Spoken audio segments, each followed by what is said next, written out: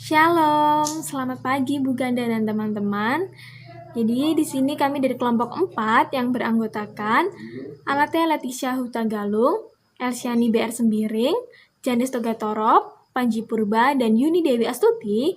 Kami di sini akan menjelaskan tentang diskalkulia. Nah, sebelum kita memahami lebih lanjut tentang diskalkulia, alangkah lebih baiknya kita mengetahui apa itu diskalkulia. Menurut Rafael Licinus dan Pastiria Sembiring menyatakan bahwa diskalkulia adalah gangguan kemampuan berhitung pada bidang studi matematika. Secara spesifik, diskalkulia ini bentuk kesulitan pada kalkulasi secara sistematis yang dibagi menjadi bentuk kesulitan berhitung dan kesulitan kalkulasi. Istilah diskalkulia yang terkenal yaitu math difficulty karena menyangkut gangguan pada kemampuan kalkulasi secara sistematis. Jadi maksudnya, anak diskalkulia itu kesulitan dalam memahami konsep atau proses perhitungan secara sistematis. Namun, sebagian besar anak mempunyai kesulitan tersendiri dalam proses visual. Maksudnya, dalam contoh-contoh visual, mereka akan lebih sulit untuk memahaminya. Contohnya, Adi memiliki 5 buah apel, lalu Adi memakan 2 buah apel. Jadi, sisa buah apel yang dimiliki Adi adalah, contoh-contoh yang seperti ini, sebagian besar anak akan lebih sulit untuk memahaminya. Selanjutnya, saya akan menjelaskan tentang faktor penyebab terjadinya diskalkulia. Nah, teman-teman, faktor penyebab diskalkulia ini ada 5 faktor. Nah, yang pertama itu ada faktor genetik, di mana 3-6 orang dari 100 orang dapat terserang diskalkulia ini. Nah, ini disebabkan karena turun-temurun dari generasi ke generasi. Nah, hal ini juga yang membedakan antara diskalkulia dengan akalkulia, di mana diskalkulia itu karena faktor genetik, sedangkan akalkulia dikarenakan kerusakan pada otak. Sebenarnya keduanya sama, kesulitan dalam memahami matematika, namun faktor penyebabnya itu berbeda. Faktor yang kedua yaitu faktor kelahiran di prematur. Yang ketiga, karena faktor psikologi di mana anak fobia matematika. Hal ini dapat terjadi karena seseorang memiliki pengalaman buruk, trauma, atau ketakutan pada matematika. Nah, biasanya pengalaman buruk yang dialami itu ketika proses pembelajaran matematika sedang berlangsung. Yang keempat yaitu lemah dalam proses penglihatan atau visual, di mana siswa yang mempunyai kelemahan dalam proses penglihatan akan berpeluang besar mengalami diskalkulia. Faktor yang kelima, bermasalah mengurutkan informasi. Siswa yang mengalami kelemahan mengurutkan dan mengelompokkan informasi secara lengkap pada dasarnya akan kesulitan untuk mengingat suatu fakta, konsep, bahkan rumus untuk menyelesaikan perhitungan matematika itu. Nah, jika masalah ini merupakan penyebabnya, maka siswa akan mengalami hambatan pada aspek bidang lainnya. Misalnya, membaca kode-kode, mengeja, atau bahkan hal apapun yang memerlukan pada hal mengingat secara detail. Selanjutnya akan dijelaskan oleh teman saya. Baiklah teman-teman, saya akan melanjutkan ciri-ciri anak diskalkulia. Yang pertama, mengalami kesulitan belajar berhitung. Yang kedua, sulit membedakan tanda-tanda berhitung seperti tanda penjumlahan, perkalian, pengurangan, lebih besar, lebih kecil, sama dengan, dan lain sebagainya. Yang ketiga, sulit mengoperasikan hitungan atau bilangan. Misalnya 1 tambah 1, 3 kurang 1, dan lain sebagainya. Yang keempat, sering salah membilang dengan urut. Jadi anak diskalkulia ini sering salah membilang dengan urut, misalnya 1 langsung lompat ke 4, langsung lompat ke 7, seperti itu. Yang kelima, sering salah membedakan angka 9 dengan 6, 17 dengan 71, 5 dengan 3. Jadi anak diskalkulia sulit membedakan angka-angka yang bentuknya hampir sama. Yang keenam, sulit membedakan bangun geometri. Yang ketujuh, mengalami hambatan dalam mempelajari musik karena langsung berhubungan dengan notasi atau not. Baiklah, sekian dari ciri-ciri, akan dilanjutkan. Baiklah, sekarang kita akan masuk ke klasifikasi diskalkulia. Yang pertama, diskalkulia kuantitatif. Jadi, tipe ini mengalami kesulitan keterampilan menghitung dan mengkalkulasi. Jadi, yang tipe kuantitatif ini lebih ke anak diskalkulia yang tidak bisa melakukan perhitungan dengan angka-angka secara langsung. Yang kedua, diskalkulia kualitatif. Jadi tipe ini kesulitan menguasai keterampilan dalam operasi hitung seperti penambahan dan pengurangan dan lain-lain. Jadi kualitatif ini lebih ke kata-kata atau pengucapan. Terus tipe yang ketiga itu diskalkulia intermediate. Jadi tipe ini ketidakmampuan untuk mengoperasikan angka dengan simbol matematika seperti tanda lebih besar atau lebih kecil, penambahan, pengurangan, pembagian dan lain sebagainya. Jadi mereka cenderung hanya tahu 1, 2, tapi jika diubah menjadi 1+1 mereka akan kesulitan dalam memahaminya dan menjawabnya. Yang keempat, diskalkulia verbal. Jadi tipe ini dapat membaca dan menulis tetapi tidak paham makna dari bilangan tersebut. Kemudian yang kelima, diskalkulia praktognostik, yaitu kesulitan dalam memanipulasi hal-hal secara matematis. Misalnya membandingkan bilangan untuk melihat mana yang lebih besar, mana yang lebih kecil, mana yang sedikit, mana yang banyak. Jadi anak yang tipe diskalkulia ini mereka sulit membandingkan, misalnya melihat rumah mana yang besar, mana yang kecil, jadi mereka sulit membedakan. Yang keenam, diskalkulia leksikal. Tipe ini dapat membaca digit secara tunggal tetapi tidak dapat mengingat tempat digit tersebut dalam jumlah yang lebih besar. Misalnya dikasih digit 1, 2, 3 seperti itu. Misalnya kalau cuma 1 mereka ingat gitu, digit yang tadi itu 1, tapi kalau udah dibuat 3 angka, 3 digit, mereka akan lupa 1 tadi yang mana, seperti itu. Dan yang ketujuh, diskalkulia grafis. Jadi diskalkulia grafis seperti namanya, tipe ini siswa mengalami kesulitan dalam menulis simbol dan bilangan matematika. Jadi tipe diskalkulia ini mereka akan sulit menuliskan simbol-simbol matematika seperti penjumlahan, simbol penjumlahan, pengurangan, lebih besar, lebih kecil, dan lain sebagainya. Mereka akan kesulitan menuliskan simbol-simbol tersebut. Kemudian yang kedelapan, diskalkulia indiagnostik. Diskalkulia ini yaitu tipe di mana ketidakmampuan untuk mengingat atau ide atau konsep matematika setelah mempelajarinya. Jadi tipe diskalkulia ini ketika mereka mempelajarinya, misalnya pada saat kelas mereka mempelajari rumus untuk menghitung luas persegi panjang kali lebar, tapi setelah mempelajari itu mereka tidak akan mengingatnya lagi gitu. Jadi tipe ini bisa mempelajarinya pada saat pertemuan tersebut, tapi setelah pertemuan itu mereka tidak akan mengingat konsep itu lagi. Baik, yang terakhir, yang kesembilan, diskalkulia operasional. Jadi tipe anak diskalkulia ini kesulitan dalam melakukan operasi dan perhitungan aritmatika. Jadi anak ini lebih memiliki masalah dan kesulitan melakukan operasi perhitungan matematika apabila menggunakan simbol dan manipulasi angka. Jadi mereka akan sangat kesulitan, misalnya 1 ditambah buka kurung 1 kali 1 sama dengan berapa gitu. Tapi mereka bisa mengerjakan operasi perhitungan yang sederhana, misalnya 1 tambah 1, 3 kurang 1 seperti itu. Tapi kalau udah masuk ke manipulasi angka, mereka akan kesulitan untuk mengerjakannya. Sekarang kita masuk ke jenis pendidikan. Nah, menurut Pusat Pengembangan dan Pemberdayaan Pendidikan dan Tenaga Kependidikan Taman Kanak-kanak dan Pendidikan Luar Biasa, jenis pendidikan yang paling cocok untuk siswa diskalkulia adalah remedial teaching.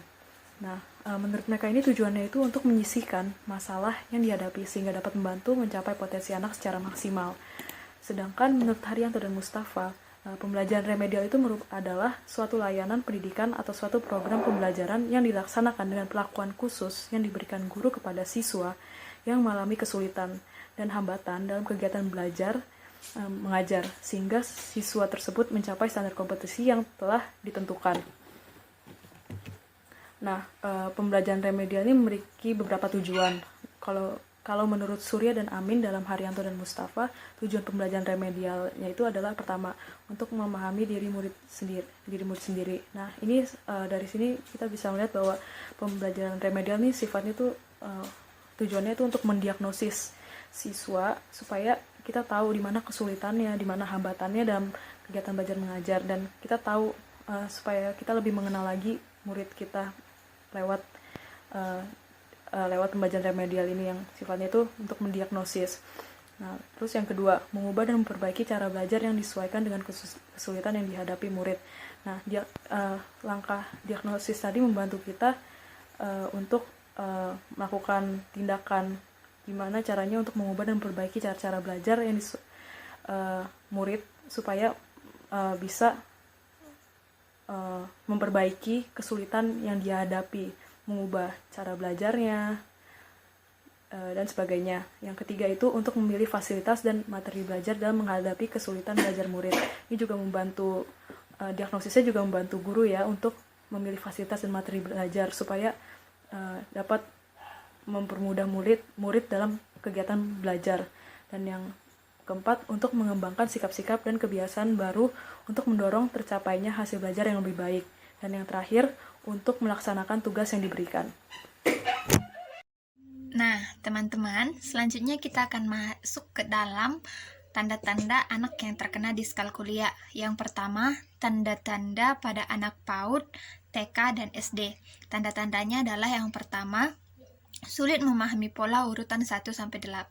Biasanya tanda ini lebih merujuk kepada anak PAUD dan anak TK, di mana anak sangat kesulitan dalam mengurutkan pola 1-8. Dan yang kedua, tidak mampu menyelesaikan matematika dasar, seperti contohnya 2 tambah 2 sama dengan 4. Nah, anak kurang mampu dalam menyelesaikan hal tersebut. Yang ketiga, kesulitan memahami simbol matematika. Nah, simbol yang matematika yang dimaksud di sini adalah seperti tambah, kurang, pembagian, atau perkalian. Nah, yang selanjutnya adalah hitungan sederhana di bawah 10 masih menggunakan jari.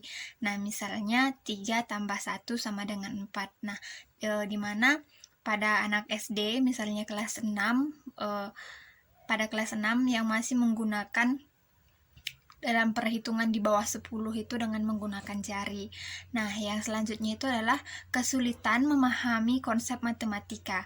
Contohnya itu, anak kurang mampu memahami bahwa roti yang harganya 5.000 lebih mahal daripada roti yang harganya 2.000.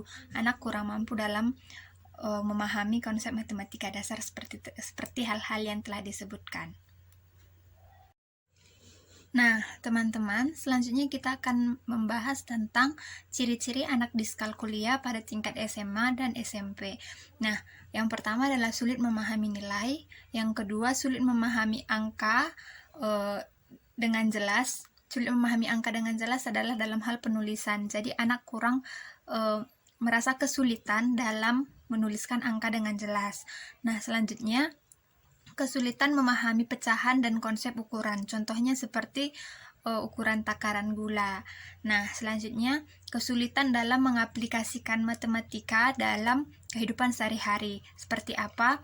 Misalnya dalam penghitungan jumlah pengeluaran atau jumlah kembalian uang jika misalnya anak SMP atau SMA melakukan transaksi dan anak kesulitan dalam pengembalian jumlah uang yang diterima apabila transaksi jual belinya memiliki nilai lebih atau nilai kurang. Nah, selanjutnya adalah kesulitan memahami info dalam grafik.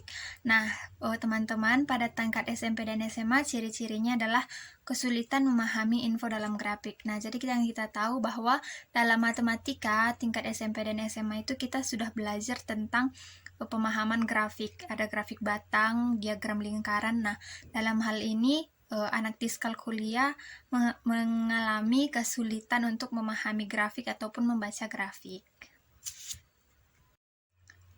Nah, teman-teman, selanjutnya kita akan melihat solusi apa yang dapat kita gunakan untuk menanggulangi dari anak yang terkena diskalkulia. Yang pertama, membuat rencana belajar khusus. Nah, rencana belajar khusus tersebut dapat berupa pendekatan-pendekatan atau trik dalam perhitungan matematika. Nah, yang kedua, membuat permainan berbasis matematika. Jadi teman-teman, dalam hal ini kita lebih membuat suatu permainan itu dengan hal yang berkaitan dengan matematika seperti perhitungan-perhitungan dasar namun berbasis permainan. Nah, selanjutnya memperbanyak porsi belajar matematika dibandingkan porsi lainnya. Nah, jadi dalam hal ini jika anak yang terkena diskalkulia, ada baiknya kita memperbanyak porsi belajar matematika. Namun hal tersebut harus dibarengi dengan langkah adanya terapi kecemasan ketika bersinggungan dengan soal matematika. Jadi teman-teman, meskipun kita membuat rencana belajar khusus, membuat permainan berbasis matematika, memperbanyak porsi belajar matematika, namun hal tersebut kita barengi dengan terapi kecemasan. Nah, jadi ketika anak bermain dengan berbasis matematika atau porsi matematikanya lebih banyak daripada porsi pembelajaran yang lainnya, anak tidak terlalu cemas dan tidak terlalu menganggap bahwa itu adalah satu kendala untuk dia belajar karena dia sudah memiliki terapi kecemasan terhadap matematika. Nah, selanjutnya adalah terapi psikologis. Nah, hal tersebut merupakan salah satu dari terapi kecemasan. Nah, selanjutnya adalah bagaimana peran orang tua, peran guru, peran lingkungan, serta sekolah turut menghargai dan mensupport anak tersebut. Nah, yang selanjutnya mendengarkan audio terapi secara rutin. Jadi teman-teman, untuk anak diskalkulia memiliki audio terapi yang dapat mereka dengarkan, yang dapat mereka jadikan satu sarana untuk agar dapat mempelajari matematika dengan sederhana ataupun tidak terlalu memiliki kecemasan yang tinggi ketika mereka mendengarkan audio secara rutin. Selanjutnya, bagaimana perspektif Kristen melihat anak-anak diskalkulia ini? Ada 4 poin yang kelompok kami tekankan di dalam perspektif Kristen ini. Poin pertama yang menjadi dasar kita bahwa manusia itu sebagai image of God, yang artinya manusia diciptakan segambar dan serupa dengan Allah, yang juga artinya mewarisi sifat-sifat Allah. Nah, dari situ kita melihat bahwa pada penciptaan Allah menciptakan manusia itu sungguh amat baik, seperti yang ditulis dalam Kejadian 1 ayat 31. Nah, poin kedua bahwa manusia itu unik, artinya memiliki perbedaan satu sama lain, yang juga mencakup kelebihan dan kekurangannya masing-masing. Oleh sebab itu, kita tidak fokus pada kekurangan seseorang atau kelemahan seseorang saja, tapi kita bisa melihat sisi lainnya di dalam kelebihan seseorang itu. Poin ketiga bahwa kelebihan dan kekurangan seseorang itu terjadi atas seizin Allah dan di dalam kedaulatan Allah. Apa artinya bahwa kelebihan dan kekurangan yang ada dalam diri kita memiliki tujuan baik dalam hidup kita. Bahkan di dalam kelemahan yang kita miliki saat ini, Allah memiliki tujuan baik. Nah, poin keempat yang menjadi inti kita bahwa di dalam kelebihan dan kekurangan kita termasuk anak diskalkulia, kita dapat memuliakan Allah. Tidak ada tujuan yang lebih mulia di dunia ini selain memuliakan Allah. Yang artinya bahwa selagi kita bisa memuliakan Allah dengan kekurangan dan kelebihan yang kita miliki, kita bisa berdampak baik bagi orang-orang di sekitar kita. Begitu juga dengan anak-anak berkebutuhan khusus. Secara khusus, contohnya anak diskalkulia. Saat mereka lemah dalam berhitung, mereka dapat menjadi saksi bagi orang lain, memberikan pengalaman hidupnya bagi orang lain. Tentu itu akan menjadi berkat di mana mereka bisa belajar walaupun ada sulit belajar berhitung matematika seperti itu. Namun itu bisa menjadi berkat saat mereka bersaksi kepada orang lain. Di saat itu juga mereka sudah memuliakan Allah melalui kesaksian mereka. Nah, oleh sebab itu, tidak ada standar bahwa di saat kelemahan dan kekurangan kita ini membuat kita lebih tinggi atau lebih rendah dari orang lain. Sebab di dalam kelemahan dan kelebihan kita ini, kita bisa memuliakan nama Allah, melakukan tujuan yang paling mulia itu. Sebab Allah melihat tidak seperti manusia melihat. Allah melihat dari hati setiap manusia, pribadi lepas pribadi. Kemudian kita akan melihat apa yang menjadi peran guru Kristen dalam menghadapi dan membantu anak-anak diskalkulia ini. Yang pertama yang perlu kita ingat, kita tanamkan dalam diri kita sebagai seorang guru, kita tidak boleh menghakimi siswa. Tampaknya kita melihat siswa itu sepertinya nakal, malas, membangkang, tapi kita tidak boleh menghakimi mereka karena kita belum tahu apa yang menjadi latar belakang mereka. Karena pada dasarnya anak-anak diskalkulia ini tidak mudah untuk diidentifikasi atau sulit untuk kita identifikasi bahwa anak itu mengalami diskalkulia. Nah, oleh sebab itu saat kita melihat anak yang tampaknya malas atau nakal, kita jangan sampai menjustifikasi mereka. Nah, peran guru Kristen saat melihat yang seperti ini, kita tidak menghakimi mereka, tentu kita harus mencari tahu apakah siswa ini mengalami diskalkulia. Nah, bagaimana caranya? Guru harus melakukan penilaian ataupun tugas mandiri bagi anak ini. Melalui penilaian-penilaian yang kita lakukan, kita bakal melihat bagaimana pengetahuannya, sejauh mana pengetahuannya hari demi hari seperti itu. Nah, saat kita melihat penilaian tersebut dan memiliki pola yang sama, ada keserupaan di dalam penilaian itu, mereka sulit berhitung, di situ kita bisa mengatakan kemungkinan besar bahwa anak itu mengalami diskalkulia.